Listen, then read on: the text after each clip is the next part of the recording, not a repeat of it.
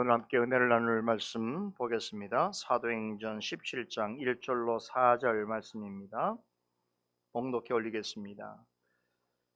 저희가 암비볼리와 아볼로니아로 다녀가 데살로니가에 이르니 거기 유대인의 회당이 있는지라 바울이 자기의 규례대로 저희에게로 들어가서 새 안식일에 성경을 가지고 강론하며 뜻을 풀어 그리스도가 해를 받고 죽은 자 가운데서 다시 살아야 할 것을 증명하고 이르되 내가 너희에게 전하는 이 예수가 곧 그리스도라 하니 그 중에 어떤 사람 곧 경건한 헬라인의 큰 무리와 적지 않은 귀부인도 고난을 받고 바울과 실라를 쫓으나.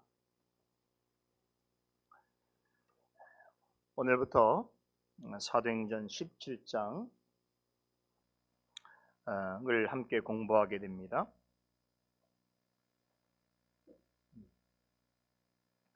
17장에서도 계속해서 사도 바울의 이 제2차 전도 여행의 과정을 소개하고 있습니다. 지금까지 살펴본 내용들 모두가 다 중요하고 또 의미가 있습니다만 17장에 기록된 내용은 가히 2차 전도 여행의 핵심을 다루고 있다라고 말씀드릴 수 있습니다. 1차 전도 여행이 아시아 지역을 중심으로 진행되었다면 2차 전도 여행 때 비로소 복음의 탈아시아화가 이루어졌습니다. 그리스도의 복음이 아시아를 넘어서 당시 세계 중심인 유럽 지방으로 전파되게 되었던 것입니다.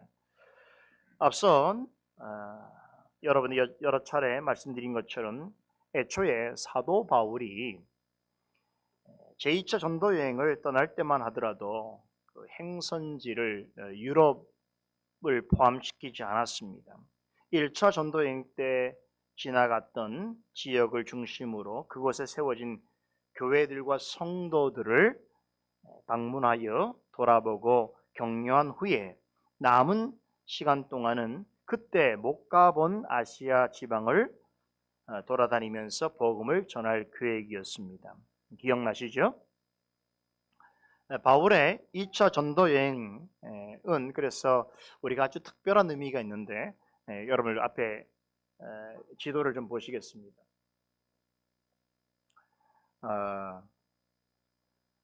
지금까지 사도 바울이 2차 전도 여행을 어떻게 진행해 왔는지 여정을 좀 더 살피고요. 또 앞으로 남은 이 여정에 대해서 미리 잠시 살펴보도록 하겠습니다. AD 50년경에 바울은 제가 포인트를 안 가져왔네요. 자, 여기 보시면 됩니다. 안 가셔도 됩니다. 예, 설명드릴게요. 웬만큼 잘 아시니까. 그리고 제가 오늘 여러분들에게 전해드린 강설 주문지에도 이 그림이 나와 있습니다. 지도가. 여러분이 조금 잘 볼 수 있도록 선명도를 좀 높였는데요. 저기 아래쪽에 수리 안디옥에서부터 출발한 제2차 전도 여행이 AD 50년경에 신라와 함께 떠나게 되었죠. 1차 전도 여행 중에 그때 세운 교회들을 돌아볼 생각으로 북쪽에 위로 쭉 올라가서 길리기아 지방으로 갑니다. 그리고 이제 1차 전도 여행 때 들렀던 더베와 루스트라 지역을 방문하게 되죠. 1차 전도 여행 때에 가장 큰 고난을 경험했던 루스트라에서 아주 귀한 믿음의 청년을 만나게 되죠. 누굽니까? 디모데입니다. 어엿한 목회적 후보생으로 장성한 디모데를 동역자로 택한 다음에 이 여행에 동참시키게 됩니다. 바울과 실라와 디모데는 계속해서 이고니온을 거쳐서 비시디아 안디옥에 이릅니다. 이 지역에 있는 교회들과 성도들을 신방한 후에 이제 바울은 2차 전도 여행을 떠날 때에 마음에 두었던, 다시 말해서 1차 전도 여행 때 미처 들리지 못했던 아시아 지역에 속해 있는 여러 곳을 방문할 계획을 세우지요. 그래서 저기 비시디아 안디옥에서 이제 여러분이 보신 지도의 왼쪽 편이죠. 왼쪽 편이 이 아시아인데요. 거기서 조금 넣으면 에베소가 있죠. 에베소는 소아시아라고 말합니다. 그리고 그 앞에가 지중해고 그 위가 에게죠. 바다죠.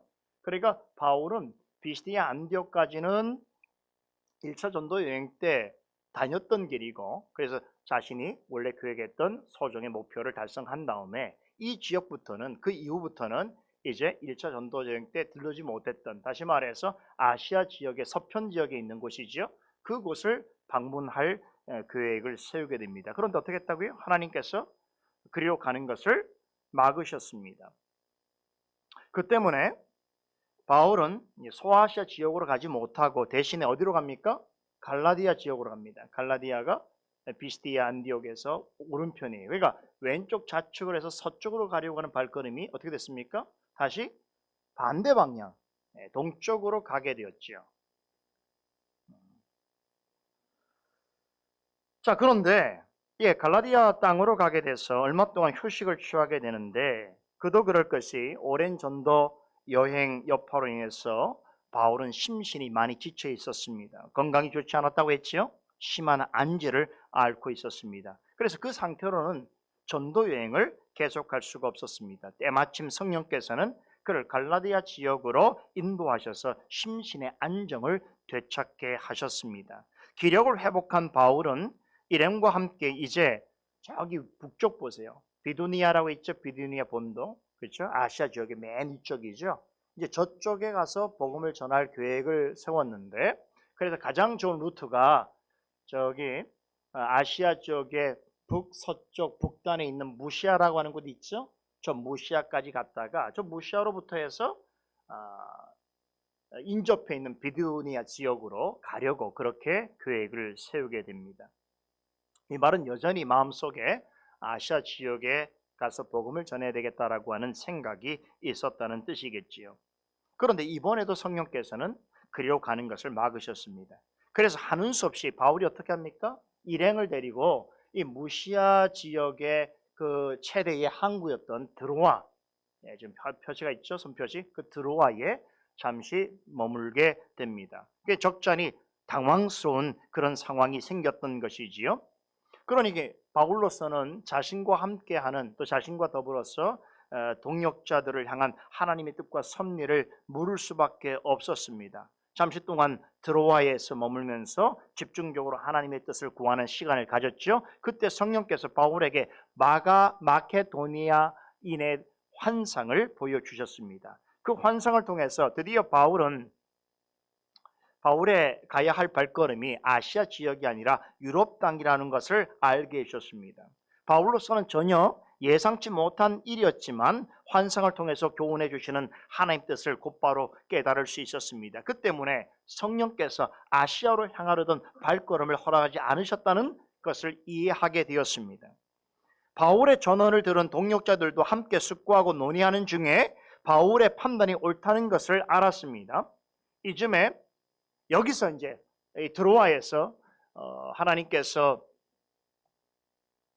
바울 일행에게 한 동역자를 덧붙여 주시죠. 누굽니까?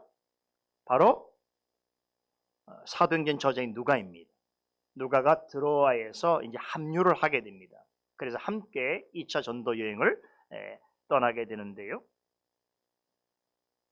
이렇게 해서 이제 몇 사람입니까? 바울과 실라와 그리고 루스트라에서 만났던 디모데와 그리고 드로아에서 합류한 누구요? 누가까지 4사람이죠. 여기 이 사람들이 드로아에서 배를 타고 어디로 갑니까? 마게도냐 지역으로 에게를 거쳐서 올라가게 되는 것이죠. 자, 근데 갈 때 그냥 가는 것이 아니라 드로아에서 여기 중간에 섬이 하나 있죠. 사모드라게 섬을 지나서 그리고 저기 위에 마게도냐 북쪽에 있죠. 마게도냐의 가장 그 외항이라고 할 수 있는 첫 번째 항구죠. 네아폴리죠. 네아폴리에 들리게 되는 것이지요. 그런데 마치 쾌속정을 타고 가듯이 단 이틀 만에 아시아 드로아에서 네아폴리까지 이르게 됩니다. 성령의 아주 긴급하고도 아주 강렬한 특별한 인도하심이 있었다는 것이죠. 그래서 유럽의 관문이라고 할 수 있는 마게도냐에 들어섰는데요. 바울 일행은 여기서 어디로 향합니까? 바로 빌립보로 향합니다. 마게도냐의 가장 중요한 거점 도시이자 로마를 꼭 닮은 로마의 대표적인 식민 도시였지요. 빌립보는 헬라니즘과 로마 문명의 찬란한 문화를 가진 사실상 로마 제국의 성격을 그대로 보여주고 있는 곳이었습니다. 바로 이전부터 바울은 장차 자신의 복음 사역이 어디를 향하여 나아가야 할지에 대해서 서서히 깨닫게 됩니다. 당시 세계 문명의 중심이자 허브 역할을 한 로마를 향하여 복음이 진군해 가야 한다는 것을 자각하게 됩니다.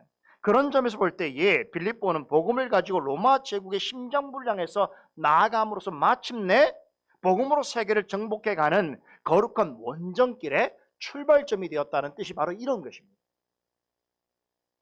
하지만 여러분, 정작 이 빌립보에서의 복음 사역은 그리 녹록지 않았지요. 찬란한 문명의 유산을 가진 도시였으나 영적으로는 대단히 피폐해 있었습니다. 대다수의 빌립보인들은 바울 일행이 전하는 그리스도와 복음에 대하여 무관심하였습니다. 뿐만 아니라 무시하고 조롱했습니다. 복음에 귀를 기울이지 않았습니다. 그러니까 바울의 입장에서, 이 바울 일행 입장에서는 자신들에게 보였던 그 환상 가운데 있었던 마케도니아인이 누구인지를 찾을 수밖에 없지 않았겠습니까? 그러나 빌립보에도 하나님께서 예비해 두신 사람들이 있었습니다. 빌립보에서의 사역은 전혀 예상치 못한 곳에서 놀라운 결실을 맺게 됩니다. 빌립보에서 복음에 청종한 사람들은 어떤 사람들이었습니까? 하나같이 연약하고 미천하고 멸시받는 자리에 있는 사람들이었습니다. 빌립보의 외곽 지역에 위치한 유대인 기도처에서 만난 루디아와 그의 가족들이나 귀신 들렸다가 치유받은 점치는 여종이나 빌립보 감옥에 갇혀 있었던 죄수들과 그로 인해서 절망한 간수, 여러분, 이런 사람이 바울이 전하는 복음에 귀를 기울였습니다. 세상의 관점에서 보자면 빌립보 교회 성도들은 주목받기 어렵고 심지어는 쓸모없이 보이는 사람들이었습니다. 그러나 하나님께서는 이들을 들어서 이 땅에 하나님 나라를 세워 가시는 데 있어서 반드시 요구되는 영적인 전쟁에 아주 귀하게 쓰임받는 그리스도의 군사로 사용하셨습니다. 빌립보 교회와 성도들은 복음이 로마를 향해서 나아가는 동안 끊임없이 발생하게 될 영적인 싸움에 하나님께서 어떠한 자들을 불러 모으시고 그리스도 안에서 승리를 맛보게 하시는가를 보여주는 예고편적인 성격을 지니고 있습니다. 또 다른 측면에서 빌립보에서의 사역을 보면 영적인 승리를 맛보기 위해서는 반드시 고난이 뒤따른다는 교훈을 전하여 주고 있습니다. 바울과 실라는 그리스도의 이름으로 복음을 전하고 능력을 행한 그 대가로 인해서 차마 말로 표현하기 어려울 정도의 부당한 취급을 받았습니다. 불법적인 고소와 재판과 함께 실제로 육체적인 심한 고초를 당했습니다. 그렇죠? 나중에 디모데후서 2장 3절에서 사도 바울은 이때의 일을 기억하면서 너는 그리스도 예수의 좋은 병사로 나와 함께 고난을 받으라라고 하는 교훈을 디모데에게도 증거합니다. 이 말씀대로 바울과 실라는 예수 그리스도의 좋은 군사로서 그리스도를 위하여 고난을 받았습니다. 그런 중에 성령께서 그들과 함께 하셨습니다. 고난을 통하여 그들을 더욱 그리스도의 좋은 군사로 온전케 하시고 굳건히 서게 하셨습니다. 그런 까닭에 바울과 실라는 엄청난 고난을 당하는 중에도 어떻겠습니까? 기뻐하고 감사할 수 있었습니다. 바울과 실라가 그리스도를 위하여 당하는 고난에 기꺼이 동참하게 된 일로 인해서 어떤 일이 벌어졌습니까? 죄수들과 간수들이 구원을 얻게 되었습니다. 빌립보 감옥에서 복음을 전해들은 죄수들과 간수는 죄와 사망의 권세에서 노임을 받게 되었을 뿐만 아니라 그리스도 안에 거하는 놀라운 기쁨과 평안을 맛보게 되었습니다. 빌립보 감옥 사건으로 자결을 시도했던 간수와 그로 인해서 하마터면 풍비박산 날 뻔했던 그의 가족은 구원의 즐거움을 맛보게 되었습니다. 마침내 성령의 보호하심과 도우심 가운데 바울과 실라는 자신들을 불법적으로 옥에 쳐넣었던 빌립보 상관들에게 승리를 선포하면서 당당하게 옥에서 나오게 됩니다. 이 모습은 복음을 가지고 로마를 향하여 진군하는 그리스도의 군사가 최종적으로 어떠한 결말을 맞이하게 될 것을 미리 보여주고 있는 것입니다. 빌립보 감옥에서 풀려난 바울과 실라는 그 일로 루디아의 집으로 가서 거기에 모여 있는 믿음 안에 한 가족된 성도들을 위로한 뒤에 마침내 빌립보를 떠나게 됩니다. 그리고 향한 것이 오늘 본문에 나오는 데살로니가입니다. 자, 지도를 다시 보십시다. 저기 위쪽에 빌립보 보세요. 섬 모양이 있는데 빌립보죠. 자, 빌립보에서 데살로니가로 향하게 되는 거죠. 왼쪽으로 이렇게 움직이죠. 예, 남서쪽 방향으로 갑니다. 거기 데살로니가가 있죠. 자, 그런데 그냥 가지 않고 거기 가는 길에 보니까 오늘 본문의 말씀 보니까 암비볼리와 아볼로니아라고 하는 곳을 거쳐서 데살로니가에 가게 됩니다. 그리고 그곳에서 얼마 동안 있다가 거기서 또 가까운 그 아래쪽에 보세요. 남쪽으로 가면 베레아라고 있죠. 베레아에 가게 됩니다. 그리고 남부 유럽 지역에 위치한 저기 아래쪽 보세요. 여기 베레아에서 밑으로 쭉 내려오 보세요. 거기 아가야 지방이 있고 거기 보면 아덴이라고 있죠. 가로치고 아테네라고 있습니다. 아덴까지 내려와서 복음을 전하게 됩니다. 그리스도의 수도죠. 사도행전 17장은 빌립보를 떠난 바울 일행이 이 데살로니가와 베레아를 거쳐서 그리스의 수도인 아덴에까지 이르게 되는 여정을 소개해주고 있습니다. 어저께 주말이었는데요. 우리 교회 교사, 우리 성도님들하고 우리 교회 자녀들과 함께 좀 특별한 시간을 가졌습니다. 이렇게 지금 국립중앙박물관에서 그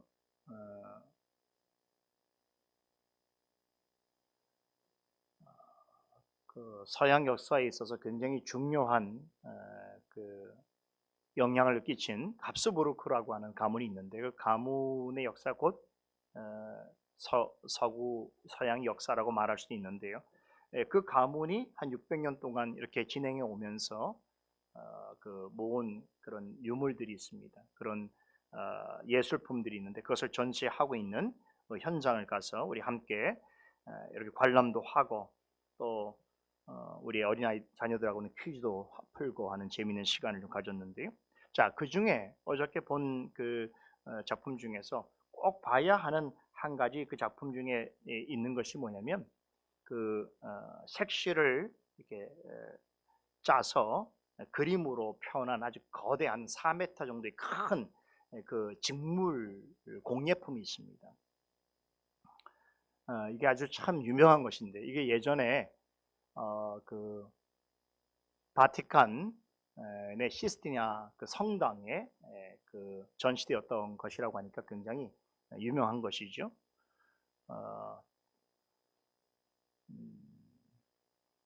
이게 누가 그림을 그린 거냐면 말이죠. 르네상스를 대표하는 그 세 명의 천재 화가가 있죠. 레오나르도 다빈치, 그 다음에 미켈란젤로, 그 다음에 한 사람이 라파엘로라는 사람인데 그 사람이 밑그림을 직접 그린 거라고 해요. 그 밑그림에다가 이제 색실을 넣어서 그것을 만들었는데 그런데 그 중에 이제 제가 어저께 주목해서 본 것이 하나 뭐냐면 거기에 두 작품이 있는데 하나는 뭐냐면 그 예수님의 제자들이 예수님의 말씀에 따라서 밤새 물고기를 잡았더니까 그 물고기 크게 물고기를 잡게 되는지 그 모습과 또 하나는 뭐냐면 아테네에서 사도 바울이 복음을 전하는 모습이었죠. 그죠? 제가 문제로 냈는데 그래서 제가 어저께 이제 그 예수님을 보고 나서 우리 함께 했던 성도님과 자녀들에게 앞으로 이제 우리가 배우게 될 사도행전에 관한 이야기도 좀 전해드렸는데요. 여기 보면 이제 그 아데네까지 내려가는데 아데네에서 이 아테네입니다. 이 그리스도의 수도답게 헬라니즘이 낳은 최고의 지성과 문화가 숨쉬고 있는 곳이었습니다. 뿐만 아니라 여기는 거대한 로마 제국의 통치 이념과 정신을 잘 보여주고 있는 그런 고대 도시인데요. 사도행전 17장은 바울 일행이 아데네까지 이르러서 복음을 증거하였고 또 거기에서도 많은 믿는 자들이 나왔으며 그들에 의해서 주님의 교회가 세워졌음을 추정할 수 있는 말씀을 전하면서 마무리됩니다. 당대 최고의 학문과 예술의 중심지였던 아덴에서 이와 같은 복음의 결실이 맺어졌다는 것을 전하면서 17장이 마무리되는데요. 이렇게 그리스도의 복음이 세상의 학문과 예술을 겨루 이겼다는 것을 말해주는 동시에 그러한 것들로 운영되어졌던 로마 제국과의 영적인 싸움에서도 승리할 것을 미리 보여주고 있는 그러한 장면입니다. 제2차 전도 여행 기간 중에 바울 일행이 아데네까지 가게 되었다는 것은 그리스도의 복음이 점점 어디를 향하고 있다는 거예요? 로마의 중심부, 심장부를 향하여 나아가고 있다는 것을 암시해주고 있는 굉장히 중요한 대목입니다.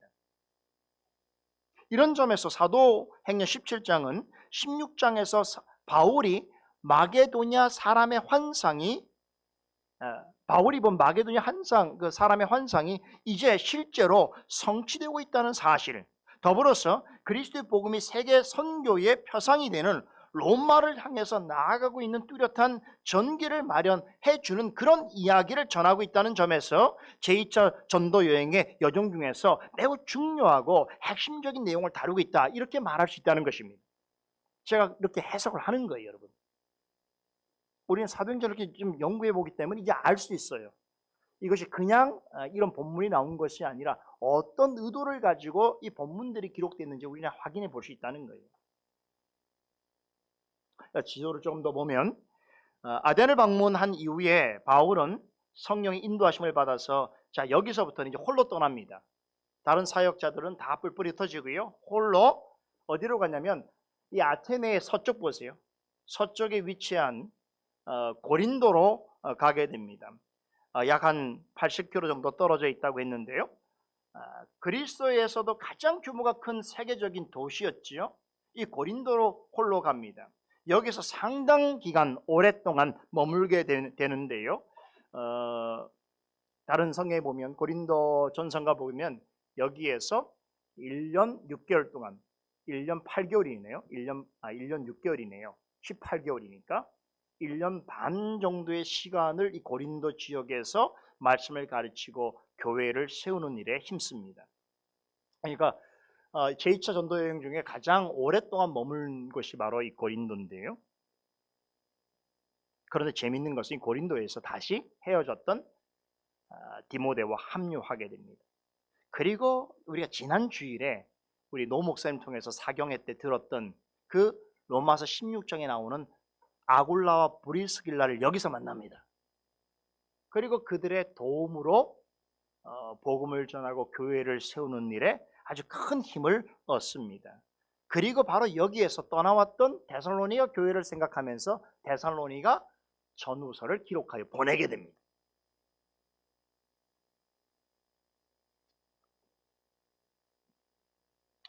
데살로니가 전후서는 굉장히 중요한 말씀입니다. 왜냐하면 사도 바울이 성령의 영감을 따라서 기록한 그 신약 서신서 중에 가장 먼저 쓰고 보낸 것 중에 하나이기 때문에 그렇습니다. 그리고 데살로니가를 떠나온 지 얼마 되지 않은 시점에서 쓴 것이기 때문에 굉장히 그 내용이 생생하고 데살로니가 교회가 처해 있는 상황과 그 어떤 내용들을 아주 잘 묘사하고 있는 굉장히 중요한 서신입니다. 이 서신을 어디서 기록했다고요? 고린도에서 기록합니다.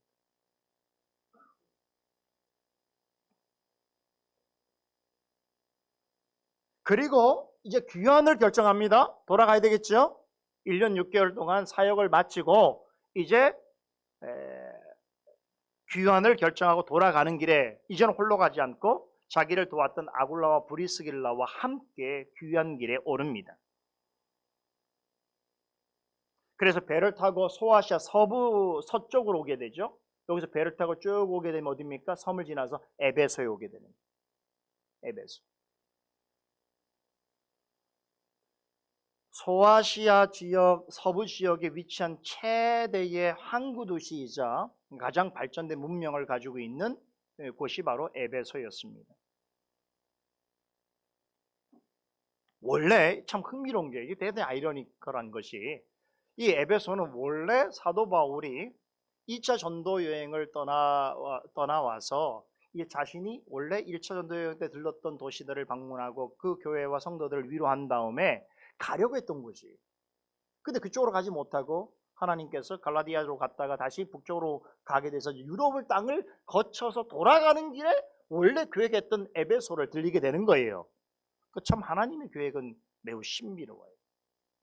여기 다 이유가 있습니다. 그렇게 하신 이유가. 차차 여러분에게 말씀을 드릴게요. 하나님이 행하시는 일은 그냥 되어지는 게 하나도 없어요. 하나님의 이유가 있습니다.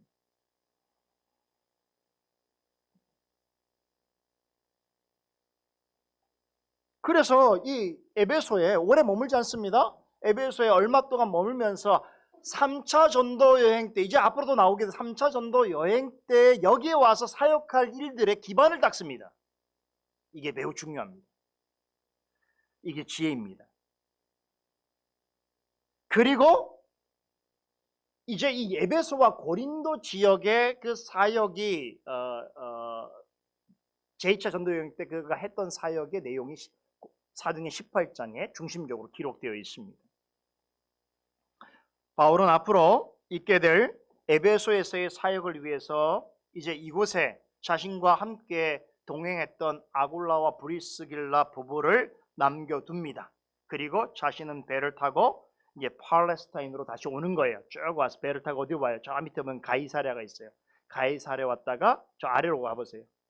예, 가이사랴로 왔다가 거기에서 바로 밑에 있는 예루살렘을 거쳐서 다시 올라갑니다. 그리고 어디로 갑니까? 원래 출발했던 수리아 안디옥으로 돌아가는 여정이에요.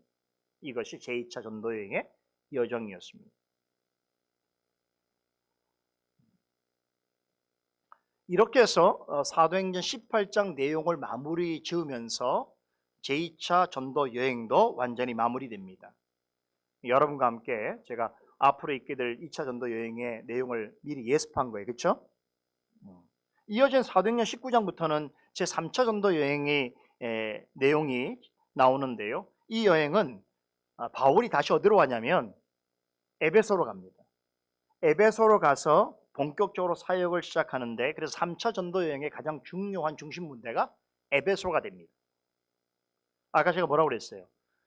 귀환하는 길에 잠시 머물러서 거기 3차 전도 여행을 위해서 다시 올 전도 사역을 위해서 미리 기반을 닦는 일을 했다고 그랬죠? 그 일을 위해서 누굴 남겨뒀다고 그랬어요? 아굴라와 브리스길라를 남겨뒀죠? 그렇죠. 그래서 3차 전도 여행 때는 다시 그곳으로 갑니다. 에베소로. 그래서 에베소로부터 시작을 해서 사역을 전개해 나갑니다.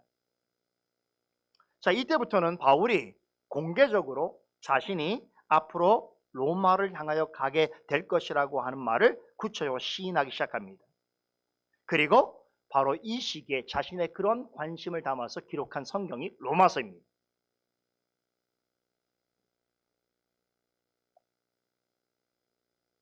그 로마서 이야기가 나왔으니까 우리 지난주 강설 시간에 들었던 말씀을 좀 기억하게 되는데, 지난주 목사님이 그 로마서 16장 내용을 말씀하시면서 16장에 사도 바울이 사역한 일의 결산이라고 하시면서 거기에 교회 일꾼들을 소개한다고 말씀하셨죠? 그렇죠? 거기에 나오는 인물들이 이제 우리가 앞으로 보게 될 사람들이 꽤 있는데, 그 대표적인 인물이 아굴라와 브리스길라예요. 그 사람들 우리가 사도행전 18장에서 만나게 돼요. 근데 사도행전 17장에도 나옵니다. 그 인물이. 그 사람이 누구냐면 이제 다음 주에 만나게 된 야손이라는 사람이에요. 사도 바울이 큰 공경에 처했을 때 그를 도와줬던 정말 무명의 성도가 있습니다. 그 사람이 야손인데, 그 사람을 나중에 사도 바울 로마서 16장에 자신의 그 사역을 생각하면서 기억하여 그 이름을 남겨둡니다. 기가 막힌 얘기예요. 제가 지난주에 우리 사경회 때 오셔서 하신 말씀을 들으면서 제가 기뻐했겠죠, 그죠? 왜냐하면 제가 지금 해야 될 얘기들이 다 이렇게 나오니까 얼마나 제가 기쁜 마음으로 말씀을 들었겠습니까? 야, 하나님께서 참 놀랍게 우리 교회를 사랑하신다라는 것을 생각하게 된 거죠. 사실 오늘 야손 말씀을 드리려고 했어요. 지난주 이어서. 근데 오늘 본문이 너무 중요해서 다음 주에 야손에 관해서 이야기 드릴 겁니다.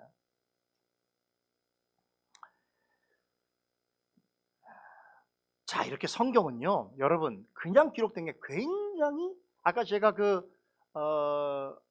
태픽 스틸이라고 하는 건데요. 아까 그 직조된 공예품이요. 그 보면은 굉장히 정교하게 색실이 이렇게 짜져져 있어요. 그런 것처럼 성경도요, 아주 엄청나게 정교하게 이렇게 직조되어 있어요.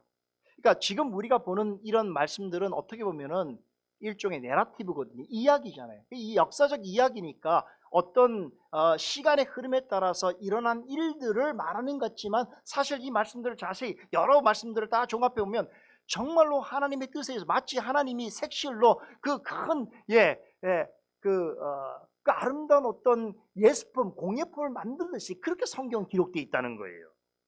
그죠? 재밌죠? 이게 성경을 보는 맛이에요. 이걸 알아야 되는 거예요. 이게 또 이렇게 배우는 걸 즐거워할 수 있어야 되는 거예요. 앞으로 살펴볼 이야기를 이렇게 미리 제가 전해드리는 것은 여러분들에게 의도가 있기 때문에 그렇습니다. 여러분의 머릿속에 사도행전을 이렇게 강서를 들으면서 전체적인 줄거리를 이해하고 그리고 그 여행의 과정을 머릿속에 담아두시면 어떻습니까? 특별히 지도와 함께 이 지도를 제가 여러 차례 보여드리는 이유가 그런 이유인데요. 여기 줄거리와 그 과정의 내용들을 여러분이 떠올리고 연상하면서 강서를 들으면 훨씬 더 말씀이 생동감 있고 현장감 있게 들릴 수 있기 때문에 그렇습니다. 그리고 활용 경점이 뭐겠습니까? 이런 말씀을 공부한 상태에서 우리가 여기 한번 가보면 좋겠죠. 그죠? 그럴 날이 있기를 바랍니다. 우리 성도님들과 함께 우리 교회자님들 데리고 제가 이제 이 지역을 직접 가서 한번 우리가 경험해 본다면 정말로 그 뭐 내리 속에 마음 속에 박히게 되겠죠. 차치하고 이제부터 오늘 본문 말씀을 좀 보도록 하겠습니다. 자, 오늘 본문은 빌립보를 떠난 바울 일행이 데살로니가에 이뤘다는 내용으로 시작이 되고 있는데 이 빌립보에서 데살로니가까지는요 약 100마일 정도, 우리 뭐 킬로미터로 말하면 한 160km 정도 되는 거리에서 상당히 멀지요. 그러니까 이 얘기는 도중에 가는 며칠이 걸렸을 것이고 걸어서 갔을 테니까 도중에 여러 도시들이 있었다는 것을 방증해 주고 있는데 누가는 특별히 이 바울 일행이 데살로니가까지 가는 여정에 암비볼리와 아볼로니아라고 하는 곳을 들렀다라고 전해주고 있습니다. 근데 이것을 그냥 별 뜻 없이 보게 되면 뭐 그런가 보다 싶은 생각이 듭니다만 한 걸음 더 들어가서 살펴보면 아주 재미있는 사실을 발견하게 되는 거예요. 본문 1절을 보게 되면 누가는 저희가 암비볼리와 아볼로니아를 다녀가 데살로니에 이르렀다라고 그렇게 전하고 있습니다. 누가는 데살로니가에 가는 바울 일행을 여기서 보세요. 뭐라고 표현하는지 보세요. 저희라는 말로 소개하고 있어요. 이게 아주 재미있는 내용입니다. 누가는 아까 제가 어디서 만났다고 그랬어요? 어디서 합류했다고 그랬습니까? 드로아에서 합류했거든요. 그러니까 드로아에서 합류한 이후로 계속적으로 우리란 표현을 씁니다. 자신도 포함되니까 그 우리란 말을 계속 쓰는데 어디까지 쓰냐면 바울과 실라가 빌립보 감옥에 투옥되기 전까지는 우리라고 썼고요. 그렇죠?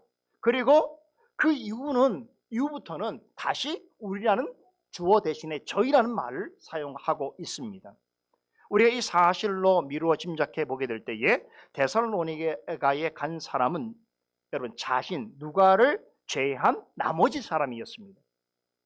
즉 누구예요? 바울과 실라와 디모데였던 것입니다.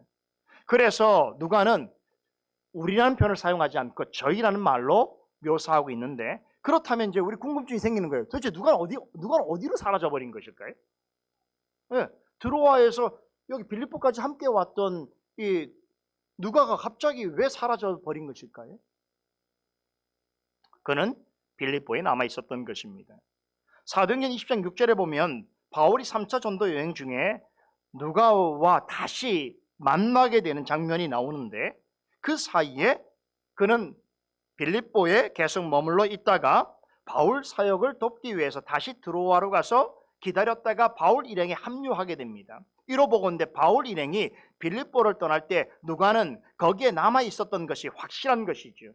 그럼 왜 누가는 빌립보에 남아 있게 되었던 것일까요?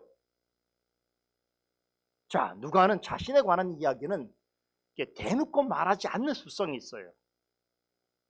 다른 사도들에 관한 이야기는 자세하게 언급하면서 자신에 관해서는 그렇게 뭔가를 드러내고 발설하기를 좋아하지 않습니다. 그래서 우리가 이런 부분도 사실은 생략되어 있습니다만 그렇지만 사도행전을 제대로 공부한 사람이라면 누가가 빌립보에 남게 된 이유를 알 수 있습니다. 왜 그럴까요? 교회와 성도들을 돕기 위해서죠. 이제 막 형성된 빌립보 교회와 아직 어리고 유약한 성도들을 위해서였습니다.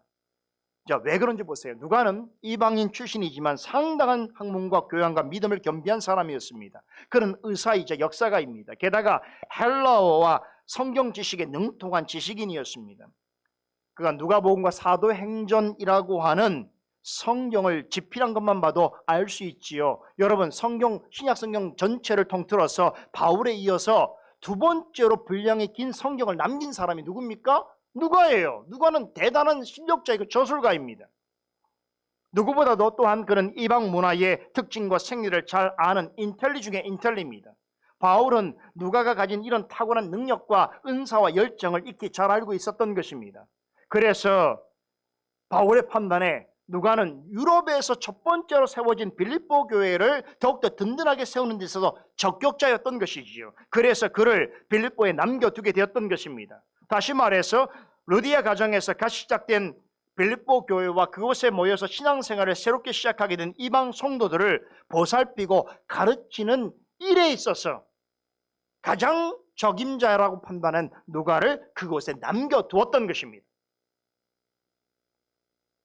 그런데 생각해 보세요. 바울이 원한다고 해서 이런 일이 이루어질 수 있는 건 아니겠지요.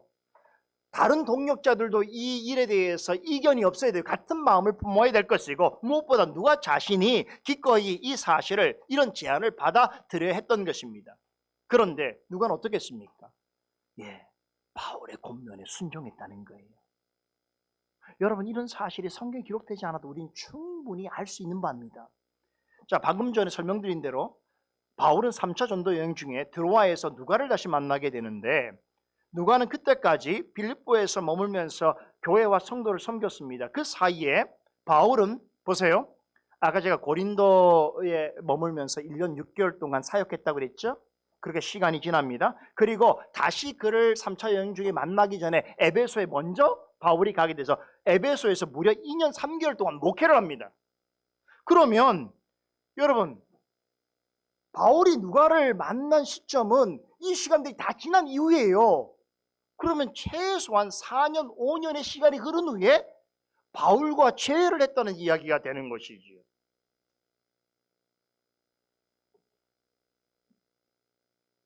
여러분, 이 기간 동안 어떤 일이 있었겠습니까? 누가가 조용하면서도 열정적으로 빌립보 교회를 섬겼던 거예요. 그걸 우리가 어떻게 알 수 있냐면 빌립보서 서신을 보면 알 수 있습니다. 바울이 기록한 빌립보서를 보면 그 기간 동안 빌립보 교회가 얼마나 건강하고 성숙한 교회로 성장했는지를 엿볼 수 있습니다. 그럼에도 누가는 자신이 기록한 성경 어디에도 이 일의 공을 자신에게 돌리거나 자신이 한 일을 높인 적이 없습니다. 하지만 빌립보 교회가 유럽 선교의 전진기지로서 든든히 서가고 바울이 떠난 이후에도 그의 사역을 위하여 물심양면으로 지원을 아끼지 않았다라고 하는 점을 볼 때에 누가의 순종과 섬김의 열매가 얼마나 크고 소중한지를 우리는 확인해 볼 수 있습니다. 빌립보 교회는 신생교회입니다. 오늘날로 말하면 개척교회에 불과합니다. 그럼에도 그 교회는 어떤 사람들이 있었어요? 루디아나 간수처럼 하나님 나라와 그리스도의 복음을 위해서 자신의 것을 아낌없이 내어놓고 지극한 마음으로 교회를 헌신하는 성도들이 있었고요. 그리고 그들 곁에 남아서 조용하면서도 열정적으로 섬긴 누가와 같은 지도자가 있었던 것입니다. 그래서 이 짧은 시간임에도 불구하고 빌립보 교회는 초대 교회에서 가장 핵심적인 교회로 건설될 수 있었던 것입니다. 여러분, 1절에, 오늘 본문 1절에 우리라는 말 대신 저희라고 하는 주어가 사용된 이면에는 이와 같은 아름답고 숭고한 신앙의 이야기가 숨겨져 있는 것이, 그죠? 이런 걸 밝혀내는 일이, 공적으로 밝혀내는 일이 바로 강해인 거예요. 자, 1절에 또 한 가지 우리가 주목해 볼 표현이 있습니다. 누가는 바울 일행이 데살로니가로 가는 길에 암비볼리와 아볼로니아라고 하는 곳을 거쳐 지나갔다고 하는데요. 제가 아까 말씀드린 것처럼 이 빌립보에서 데살로니가까지는 약 160km 정도의 아주 먼 길인데, 여기를 걸어갔다는 것은 도중에 잠시 머물러야 했을 곳이 필요했다는 것을 말하는 것이지요. 물론 그 가는 길에 몇 개의 도시가 있었는지는 잘 모르겠습니다만 누가는 이 두 곳을 지나간 일을 짧게 소개해주고 있습니다. 이 두 곳은 데살로니가로 향하는 여정 중에 잠시 들른 곳입니다. 오래 머물지도 않았고 그들이 이곳에서 주변을 여행한 것도 아닙니다. 더 중요한 것은 뭔지 아십니까? 이 지역에 있으면서 복음을 전하지 않았다는 것이에요. 돌아보면 이것은 바울 일행이 드로아에서 빌립보에 이르는 여정과 매우 유사하다는 걸 발견할 수 있습니다. 드로아에서 배를 타고 사모드라게 섬을 지나서 마게도냐의 항구 도시였던 네아폴리까지 이르는데 며칠 걸렸다고 했습니까? 한 이틀 걸렸어요. 보통은 5일 이상이 걸려야 되는 거예요. 근데 한 이틀 동안 걸렸는데 이 상황을 어떻게 표현했습니까? 누가가 이 과정을 마치 직행이라는 단어를 쓰면서 성령께서 바람이 돛단 배를 몰아가듯이 그들을 급하게 빌립보성으로 이끄셨다는 점을 강조했다고 말씀드렸죠. 이번에 빌립보에서 데살로니가로 이르는 길도 그러했다는 것이에요. 두 도시는 로마 식민 통치에 매우 중요한 거점 도시입니다. 그렇기 때문에 두 도시의 사이에는 지금도 가면 알 수 있는 매우 유명한 로마 제국이 건설한 대로가 놓여져 있다고 합니다. 오늘날로 말하면 그야말로 고속도로입니다. 물론 도보로 가고 말을 타고 가고 마차를 타고 가는 길이지만 아주 잘 닦여져 있는 길이 있다고 합니다. 그런데 누가의 표현을 빌려보면 이 빌립보에서 데살로니가까지 한 160km 된 먼 길을 이 로마 제국이 닦은 이 고속화 도로를 타고 단숨에 왔다는 뜻이에요. 단숨에. 여러분, 아시아에서 유럽 올 때도 그랬잖아요. 아시아에서 유럽으로 오는 길도 성령께서 단숨에 오게 하셨잖아요. 그런데 빌립보에서 데살로니가로 가는 길도 똑같이 단숨에 가게 하셨다는 것이. 여러분, 이것이 말해주는 것이 무엇이겠습니까? 사도행전 16장에서 있었던 일이 17장 초반부에서 그대로 재현되고 있다는 것을 말해주고 있는 것입니다. 지난번 같이 이번 경우도 성령께서 바울 일행을 급하고 강력하게 이끌어가고 있다는 것을 말해주고 있는 것입니다. 바울은 성령의 의도를 알았기 때문에 지체하지 않았습니다. 데살로니가로 가는 동안에 허튼 시간을 보내지 않았다는 것이지요. 다른 일로 인해서 시간과 물질과 체력을 낭비하지 않았습니다.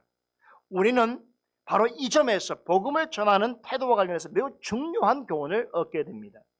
어떤 이들은 여러분 복음을 전하는 것을 굉장히 어떤 구체적인 계획도 없이 소위 말하면 닥치는 대로 하는 것이 더 신앙적이고 더 믿음 있는 일이라고 생각하는 사람들도 없지 않아 있습니다. 그렇지요? 그 예를 들면 복음을 전하러 갈 때 계획 없이 누구를 만나든지 아니면 어디든지 여러분 그냥 보이면 들어가서 문 열고 들어가서 예수 믿어라 말하고 그렇죠? 이런 것들을 굉장히 신앙 있는 그런 행위로 생각을 한다는 것이죠. 예수를 믿지 않는 사람들이 있는 나라라면 어디든지 좋으니까 그런데 선교사를 빨리 보내야 된다라고 말하는 그러한 목회자들도 있습니다. 북한 같은 곳이 있죠.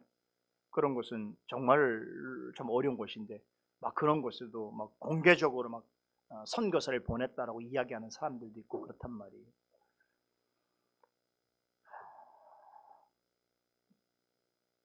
상대방이 어떤 생각을 가지고 있는지 전혀 고려하지 않고 무조건 내 편에서 그들에게 다가가서 복음이라고 말할 수 없죠. 예수 믿어라, 회개하라, 교회를 당장 나와라 하는 말들을 전해주는 것을 복음 전도라고 생각하는 이들이 있습니다. 자, 겉으로 보면 이런 행위는 신앙심이 굉장히 깊은 것 같고 대단한 용기를 가지고 있는 것처럼 보입니다. 하지만 기억할 것이 있습니다. 복음을 전한다는 것은 되는 대로 해서는 안 되는 일입니다. 좌충우돌식으로 하다 보면 저절로 되어진다고 생각하면 안 됩니다. 복음을 잘 전하려면 먼저 하나님의 뜻이 있어야 하고 그 뜻을 말씀으로 바르게 이해하는 지식과 헌신하고자 하는 마음이 준비되어 있어야 하는 것입니다. 그뿐이 아니지요. 하나님의 뜻을 잘 이루기 위한 준비 과정, 또 그것을 적절하게 운영할 수 있는 복음적 프로그램과 심지어는 예산도 있어야 하는 것입니다.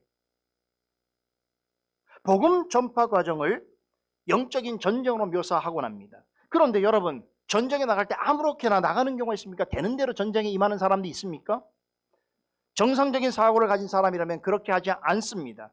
복음을 전하는 신령한 일도 마찬가지인 것이에요. 무조건 되는 대로 하는 것이 자랑이 되어서는 안 된다는 것입니다. 하나님의 뜻을 쫓아서 이루는 일일수록 성령께서 주시는 지혜를 가지고 바른 목표를 세우고 어떻게 하면 그것에 잘 도달할 수 있을 것인지를 잘 고려하고 준비해야 하는 것입니다. 지교회를 이루어간다고 할 때에 하나님의 뜻에 따른 전략과 전술이 있어야 하는 것입니다. 교회가 가진 역량이 어느 정도인가를 잘 판단해야 될 것이고 어떤 일에 그 교회적 역량을 쏟아부을 것인지를 알아야 하는 것입니다. 또한 지교회가 가진 은사와 재원과 능력을 어떻게 해야 하는지에 대해서도 잘 알고 있어야 하는 것입니다. 그런 상태에서 하나님의 지혜를 간구하고 하나님이 주시는 능력을 따라서 교회를 섬기고 운영해 가는 것입니다. 교회 일을 되는 대로 닥치는 대로 아무렇게나 하는 것이 믿음이 아닙니다. 바울이 복음을 전하는 모습을 보세요. 굉장히 질서 있고 지혜롭습니다. 복음을 전하러 가는 길이라고 해서 가는 곳마다 들르는 곳마다 만나는 사람마다 항상 같은 힘을 쏟지 않았다는 것이에요. 이게 지혜입니다. 모든 사람에게 복음을 전하거나 모든 일에 간섭하지 않았습니다. 지나치는 곳과 머물러야 하는 곳을 정확하게 알고 있었습니다. 힘을 쏟아야 하는 일과 힘을 비축해야 하는 상황을 정확하게 구분했습니다. 그러기에 암비볼리와 아볼로니아에서는 복음을 전하지 않고 그냥 지나쳤던 것입니다. 그리고 이어서 도착한 데살로니가와 베레아에서 그동안 비축해왔던 온 힘과 역량을 집중했습니다. 여러분, 이후에 수리아 안디오로 귀환하는 여정 가운데서도 이와 같은 일들을 그대로 행했습니다. 여러 곳을 지나지만 모든 일에 있어서 같은 힘과 역량을 쏟아붓지 않았습니다. 대로상에 있는 도시들을 어떤 경우에는 그냥 통과한 것이 많습니다. 하지만 고린도나 에베소처럼 복음을 전하는 데 있어서 중요한 이유가 되고 앞으로의 복음 전파에 있어서 거점이 될 만한 곳에서는 힘을 다해서 복음을 전했습니다. 이렇게 할 수 있었던 것은 바울의 개인적인 판단력과 지혜 때문만이 아니겠지요? 바울은 항상 성령의 도우심과 인도하심을 구했습니다. 성령께서는 말씀의 깨달음과 믿음의 확신과 기도의 응답을 통해서 그가 가는 길을 지혜롭게 이끌어 주셨던 것이에요. 그래서 저희가 암비볼리와 아볼로니아로 다녀가 데살로니가에 이뤘다라고 하는 말씀은 어쩌면 저는 확신건데 이것은 그들에게만 적용되는 말씀이 아니고 오고 오는 모든 교회에 속해 있는 교회 직분자들, 성도들에게 어떻게 해야 복음을 바르게 전할 수 있고 교회를 든든히 세워갈 수 있는가에 대한 좋은 모범과 지혜를 전해주고 있다는 것입니다. 여러분, 어떤 교회도 모든 일에 다 간섭할 수 없습니다. 관여할 수 없습니다. 어떤 목회자와 성도라도 모든 일을 다 행할 수가 없습니다. 맡기신 일만 할 수 있습니다. 그 이상은 할 수가 없는 거예요. 하더라도 하나님의 뜻과 베푸시는 믿음과 지혜로 감당해야 하는 것입니다. 성경을 통해서 전해주는 이러한 교훈을 잘 이해하면서 교회를 세우는 것과 이런 것들은 전혀 관심 없이 그냥 자신의 생각대로 되는 대로 아무렇게나 교회를 세워가는 것은 하늘과 땅만큼이나 큰 차이가 있는 거예요. 제가 여러분들에게 오늘 드리려고 하는 말씀의 핵심이 뭔지를 좀 잘 이해하시길 바랍니다. 교회를 세우는 것이 어떻게 지혜를 가지고 해야 될 것인지를 잘 알고 해야 되는 것이. 데살로니가에 도착한 바울은 그래서 보세요. 아무렇게나 되는 대로 복음을 전하지 않습니다. 뭐 무계획적인 게 아니에요. 성령님의 인도하심을 따라서 믿음과 지혜를 가지고 아주 계획성 있게 복음을 전하는데 여러분, 데살로니가는요 마게도냐의 수도이죠. 마게도냐에서 가장 크고 번성한 도시입니다. 빌립보보다 더 큽니다. 이 도시는 마게도냐 내륙 지방에 아주 풍부한 농산물을 동쪽 육지와 바다로 연결해주는 위치에 있었습니다. 로마로 연결된 고속도로와 해상 무역의 그 도로 사이에 위치해 있었기 때문에 여기는 다양한 인종들이 늘 끊임없이 몰려들었습니다. 당시 인구수가 한 약 20만이 넘었다고 해요. 약 20만이면 오늘날 초대형 그런 도시입니다. 다시 말해서 오늘날 말하면 글로벌 세계 도시예요. 여기에는 이러다 보니까 아주 교육 환경도 좋고 교육적인 인프라가 잘 갖춰져 있었습니다. 그래서 이 데살로니가에는요, 아주 유명한 철학자, 시인, 문학가, 그리고 또 여기 유학 온 학생들로 차고 넘쳤습니다. 이 때문에 로마의 위대한 정치가이자 유명한 시인인 키케로라는 사람은 데살로니가를 로마 영토의 심장이라고 불렀습니다. 이렇게 중요하게 여긴 것이에요. 그것을 바울은 알고 있었던 것이에요. 바울은 데살로니가를 빌립보 다음으로 유럽의 복음을 전파하는 확실한 전진 기지로 삼고자 했습니다. 지형적 특색이나 로마 내에서의 위치로 볼 때에 이곳에서 복음을 전한다는 것은 주변으로 그 복음이 효과적으로 확산되는 데 있어서 가장 좋은 방법이라고 판단했던 것입니다. 그래서 이곳에 도착하자마자 어떻게 합니까? 원래 계획한 대로 먼저 어디를 찾습니까? 유대인 회당을 찾습니다. 데살로니가는 식민지가 아니라 로마의 황제가 제간 자유도시였습니다. 자, 로마가 통치한 큰 도시들은 두 종류가 있습니다. 하나는 식민지가 있고 하나는 자유도시가 있어요.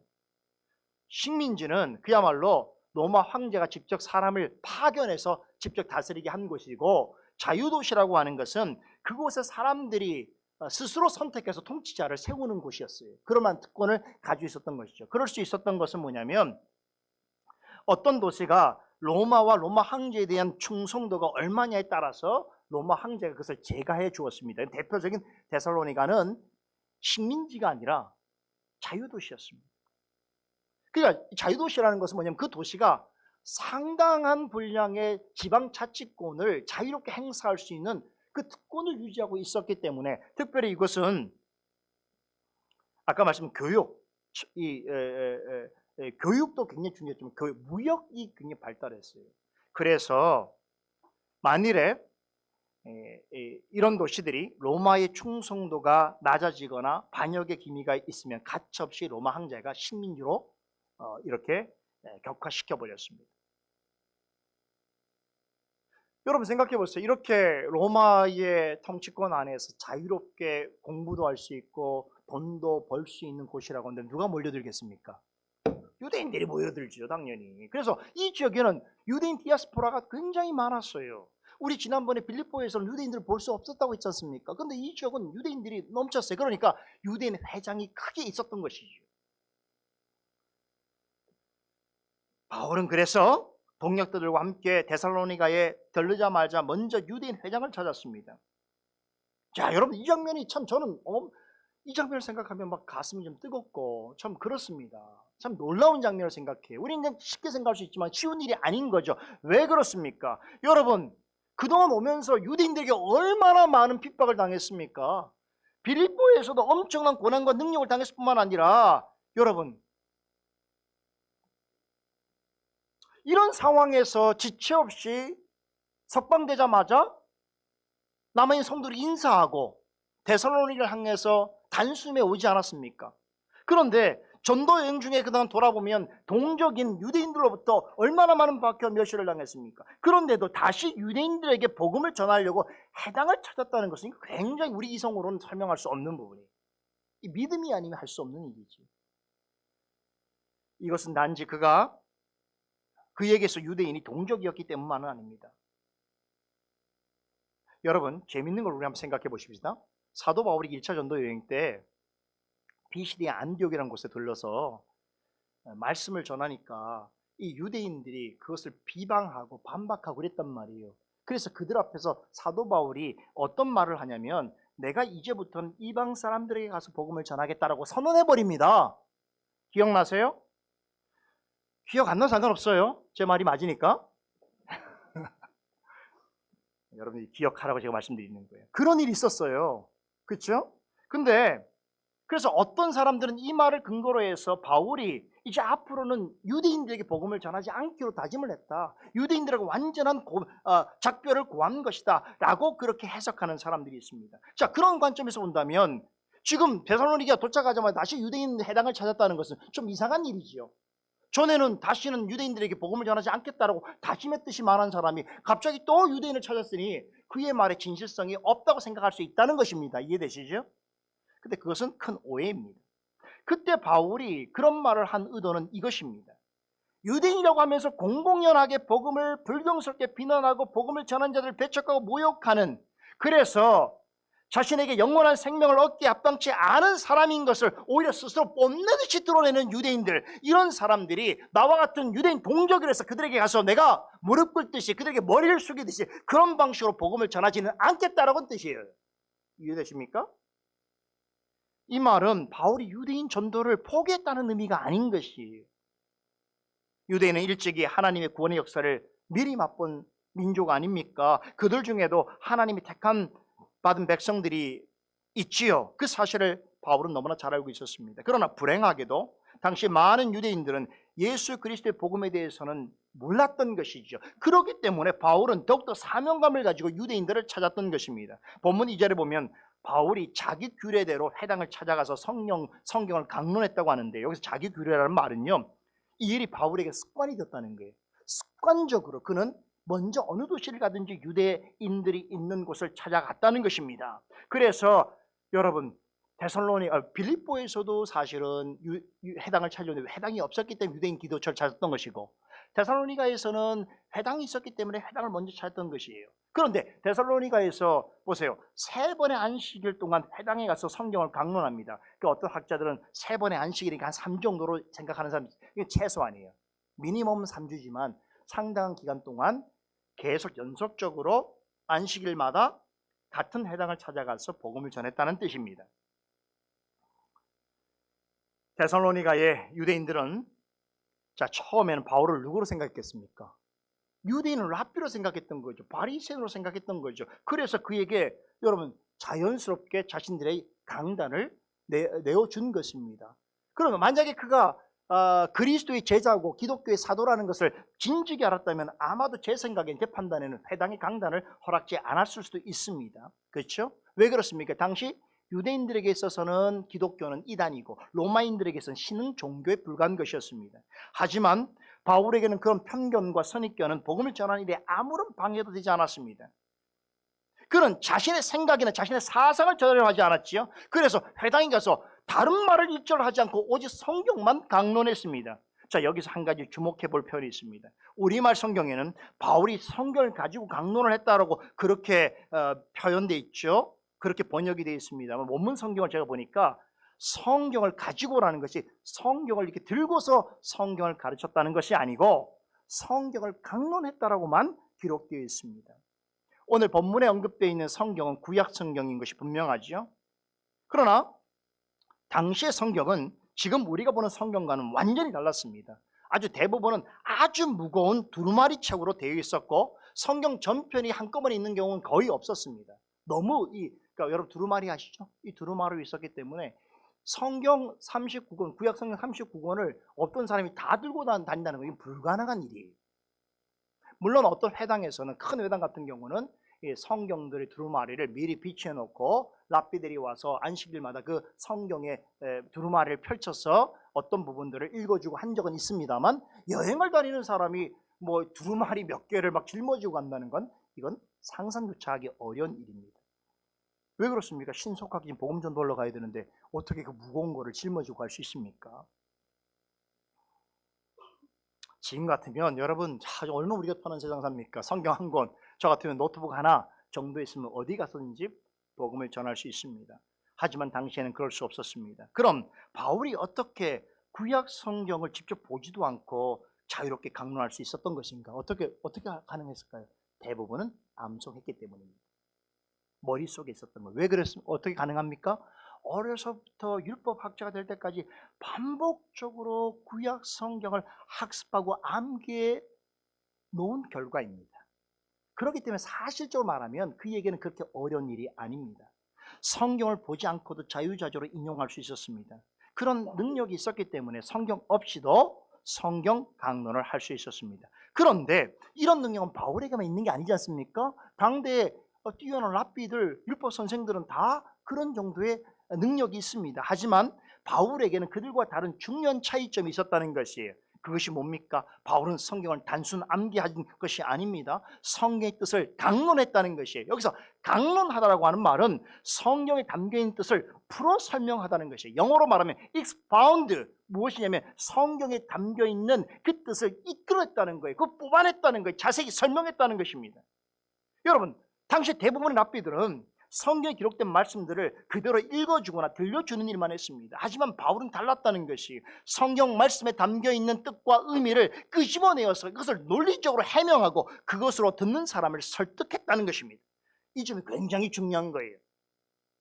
또 달랐던 점은 여느 율법 선생들은 한 번에 한 성경 정도를 읽어주거나 한 구절 정도, 한 패러그래프 이 정도를 읽어주거나 또 장로들의 유견에 따라서 내려오던 그런 인용적인 교훈들을 단순히 들려줄 뿐이었습니다. 그런데 바울은 그렇게 하지 않았어요. 자신이 전하고자 하는 내용을 잘 이해시키기 위해서 성경 이곳저곳에 있는 말씀들을 자유자재로 뽑아내어서 질서 있게 가르쳤다는 것이에요. 이 점은 너무나 다른 점이에요. 이런 점이 거기에 데살로니가 유대인 회당에 있는 청자들에게는 충격적인 일이었어요. 한 번도 경험해보지 못한 성경 강론이었던 것입니다. 이게 한마디로 성경은 성경으로 해석한다라고 하는 기본 원리를 충실히 반영하고 있는 것입니다. 여러분, 이 성경 해석의 원리가 웨스트민스터 신앙고백서 1장 성경에 나오잖아요. 칼빈을 위시한 종교개혁자들이 성경을 해석할 때에 가장 중요하게 생각했던 성경 해석의 방식인 것입니다. 이러한 성경 해석 방식은 종래 유대교 랍비들이 성경을 가르치는 것과는 완전히 차원이 달랐습니다. 그래서 회당에 모여있는 유대인들은 바울이 성경을 강론하는 이 방식을 처음 접했던 것이 거기에 충격을 받은 것입니다. 기존에 자신들이 랍비를 통해서 받았던 공부했던 방식과는 전혀 다른 것이었단 말이죠.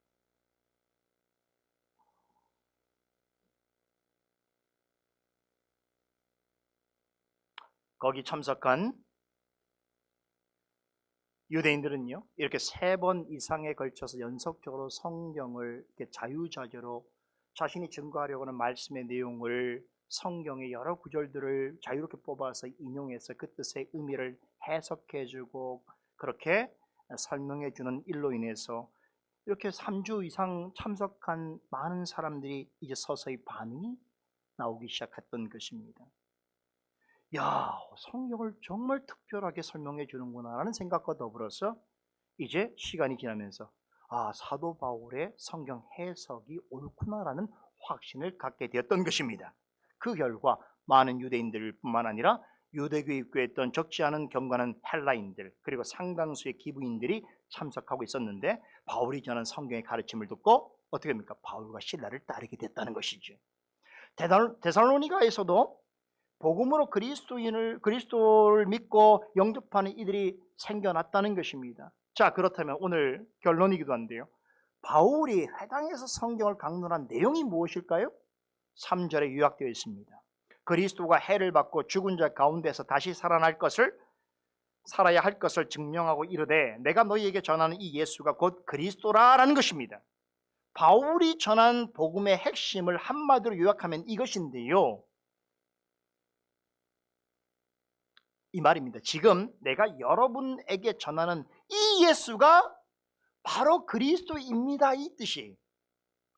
여러분, 재밌는 것은 바울은 예수와 그리스도를 나눠서 설명하고 있습니다. 왜 그런 줄 아세요? 예수라고 하는 이름은 유대인들에게 매우 흔한 이름이었기 때문이지요. 그러니까 예수 그러면 생각나는 예수가 여러 명이에요. 여호수아도 예수로 불렀기 때문에 유대인들에게는 예수라고 그러면 그 예수 저 예수가 있단 말이에요. 그런데 지금 사도 바울이 말하려고 하는 예수 어떤 사람입니까? 어떤 분이십니까? 20년 전에 자신이 대마스크 도상에서 만났던 바로 그 예수예요. 죽었다가 부활하신 바로 그 예수란 말이에요. 그 예수가 예수님께서 하나님 우편에서 영광 가운데 자신을 부르시지 않았습니까? 자신을 만나주지 않으셨습니까? 바로 그분을 누구라고 말하는 겁니까? 바로 그분이 그 예수가 내가 여러분 전하려고 하는 그리스도입니다 라고 말하는 것이란 말이에요. 그리스도는 누구를 얘기하는 것입니까? 메시아죠. 바울은 자신이 전한 예수는 해를 받아서 죽음을 당했을 뿐만 아니라 죽은 자 가운데서 부활하신 그리스도라는 것입니다. 이미 이 사실을 증명하기 위해서 구약 성경의 이것저것을 인용해서 풀어서 설명해 주고 있었던 것이에요. 우리는 구체적으로 그가 어떤 성경, 구약 성경을 인용했는지는 알 수는 없지만 구약 성경에는 그리스도에 대한 이런 예언과 성취를 증거하는 말씀들이 너무나 많지요. 그 중에 적합한 말씀들을 자유자재로 끄집어내어서 그 속에 담겨있는 그리스도에 관한 의미를 자세히 풀어 설명해 주었던 것입니다. 이런 방식으로 회당에 모인 사람들에게 내가 여러분에게 증거하는 이 예수가 참된 그리스도다라고 하는 사실을 설득력 있게 전하였습니다. 자, 유대인들은요, 어떤 민족보다도 그리스도에 대한 관심이 많았지요. 특별히 오실 메시아에 대해서 그들은 열망하고 있었습니다. 갈망하고 있었습니다. 하지만 바울이 전한 메시아와 유대인들이 생각하는 메시아는 전혀 달랐다는 것이, 유대인들은 메시아를 하나님으로 여기진 않았습니다. 만약에 메시아를 하나님으로 여긴다면 이것은 매우 불경한 신성 모독으로 봤던 것이지요. 왜 그렇습니까? 그들의 생각에는 오직 구약의 여호와 하나님 한 분만이 하나님이라고 믿었기 때문입니다. 하지만 메시아는 결코 죽어서도 안 될 존재라고 생각했습니다. 하나님은 아니지만 어떤 사람과도 비교할 수 없을 정도의 초인적인 위대한 능력을 가진 이라고 믿었습니다. 그런 초인적인 능력을 가지고 로마 제국을 멸망시키고 유대인들에게 로마 제국보다 더 강력하고 영원한 하나님 왕국을 건설하여 줄 뿐이라고 하는 믿음을 그들은 가지고 있었기 때문인 것이죠. 자, 그런데 여러분 자세히 들여다보면 유대인들이 믿는 메시아는요, 사실은 되게 이교도적인 메시아입니다. 그리스 로마 사람들이 생각하는 그리스 로마 신화에 나오는 초인적인 신적인 그런 존재와 비슷하다는 것을 알 수 있습니다. 헬라 사람과 로마 사람들이 좋아하는 신화 이야기에 보면 죽지 않으면서도 초인적인 능력을 가진 존재가 나오는데 대표적인 사람이 바로 대표적인 신이 프로메테우스지. 여러분 프로메테우스 알지요? 하늘의 불을 훔쳐서 인간에게 가져다 준 신입니다. 일 때문에 제우스의 노여움을 사서 어떤 산의 바위에 쇠사슬로 묶여서 매일같이 독수리가 아침마다 와서 그의 간을 파먹지 않습니까? 그 고통을 그는 영원토록 당해야 하는 거예요. 그런데도 그는 죽지 않아요. 그래서 불사신이란 말이 나왔던 거예요. 왜 그렇습니까? 프로메테우스는 신이기 때문이죠. 독수리가 와서 간을 다 파먹으면 또다시 다음날 간이 원래대로 나는 것이에요. 그리스 로마 사람들은 프로메테우스가 인간에게 불을 가져다 줌으로써 인간이 만물의 영장이 되었다고 믿습니다. 유대인들이 생각하는 메시아도 이와 비슷한 점이 있다는 것입니다. 초인적인 능력을 가진 데다가 결코 죽지 않습니다. 그런 점에서 매우 비슷합니다. 하지만 전혀 다른 점도 있었습니다.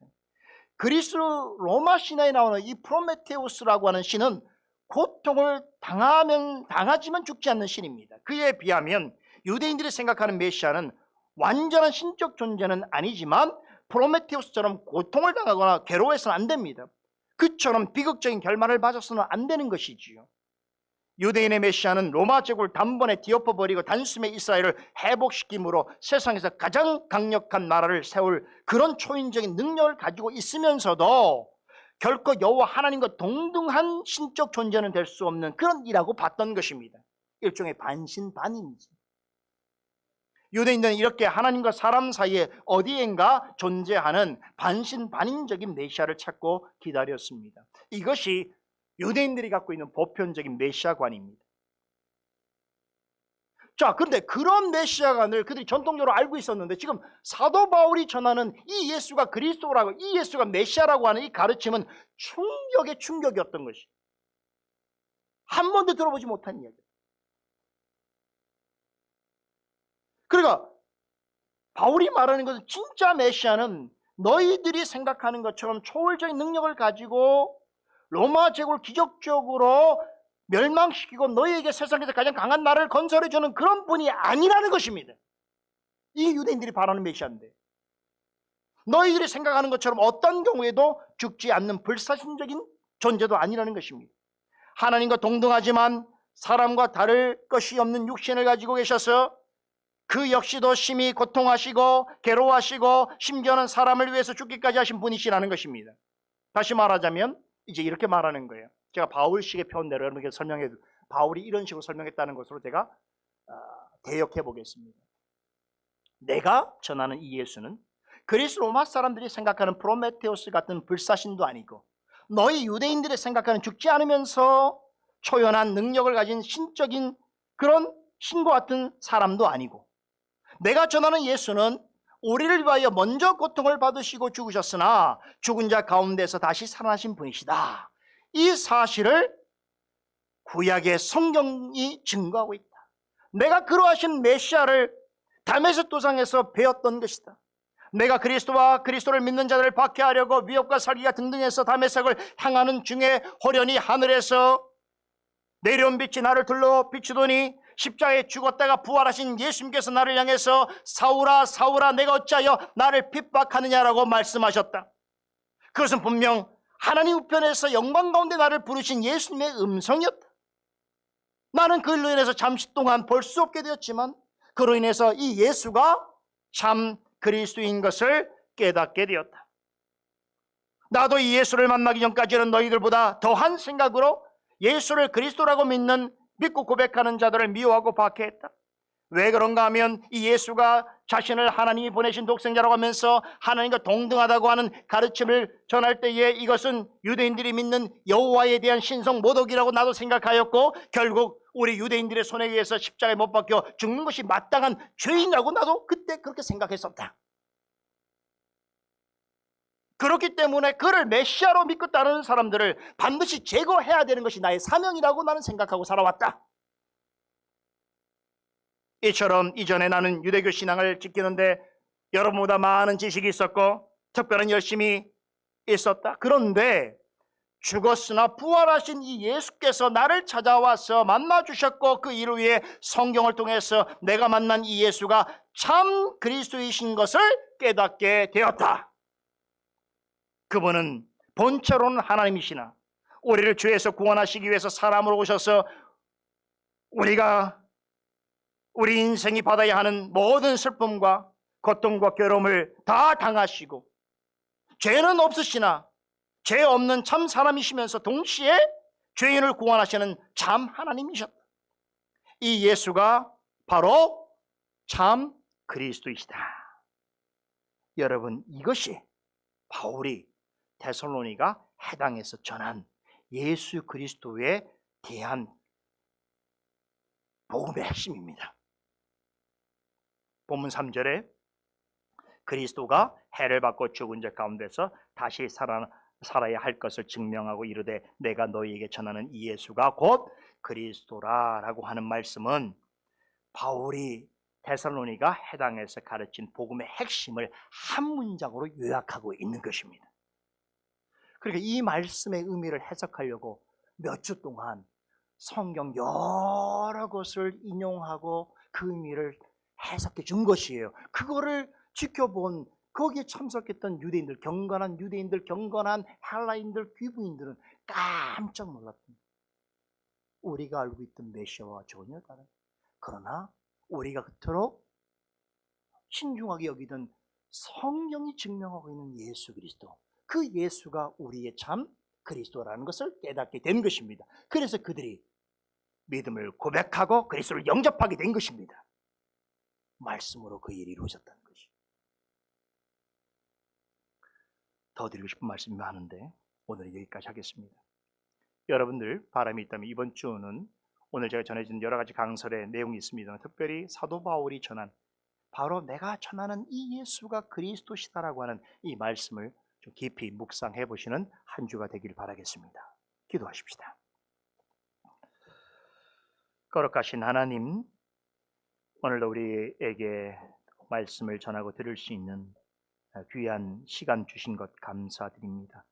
우리가 이런 말씀을 어디에서 전하고 들을 수 있겠습니까? 그리스도의 몸된 교회가 아니라면 결코 듣고 깨달을 수 없는 말씀인 줄 믿사옵나이다. 이런 특권을 우리에게 허락해 주심을 감사드리옵나이다. 그리하여 우리가 더욱더 말씀을 통하여 이 예수가 그리스도시라고 선언한 사도 바울이 전하는 복음과 그리스도의 복음에 우리가 충실한 이해를 갖고 바른 신앙을 가지고 그 복음을 우리의 사명 삼아서 교회를 세우는 데 함께 동참하고 주님의 일을 이루는 일에 기뻐할 수 있는 저희가 되게 하여 주시옵소서. 시간이 지날수록 우리의 신앙이 더욱더 깊어지게 하시고 하나님의 말씀에 대한 이해와 지식이 더 넓어지게 하시고 그에 따른 우리의 행동과 의지가 더 분명히 나타날 수 있도록 역사하여 주시옵소서. 예수 그리스도 이름으로 기도드리옵나이다.